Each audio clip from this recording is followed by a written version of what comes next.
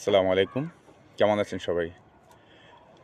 আসলে আজকে প্রোটেক্টর নিয়ে যে আলোচনাটার জন্য আপনাদের কাছে ভিডিওটা পাঠিয়েছি বা ভিডিওটা করেছি।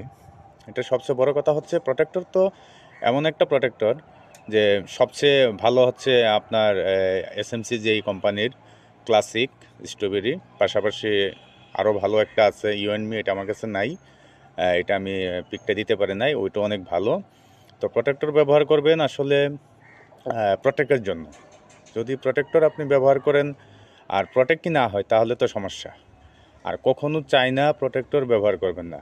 বিশেষ করে চায়না প্রোটেক্টর যদি ব্যবহার করেন তাহলে এটা সময় মতো ফেটে যেতে পারে।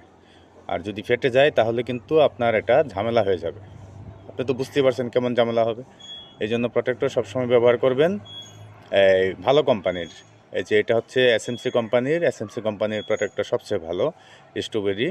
হ্যাঁ, এটা ব্যবহার করবেন। এটা হচ্ছে সবচেয়ে বড় কথা।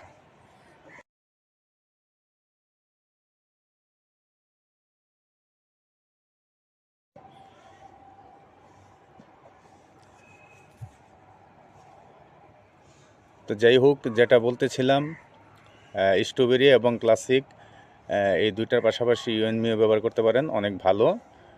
তো এই দিক দিয়ে সবসময় খেয়াল রাখবেন যাতে প্রোটেক্টরগুলো ভালো হয়। স্ট্রবেরিটার স্টাইলটা একটু অন্যরকম। এটা তো দেওয়া আছে স্ট্রবেরি যেটা।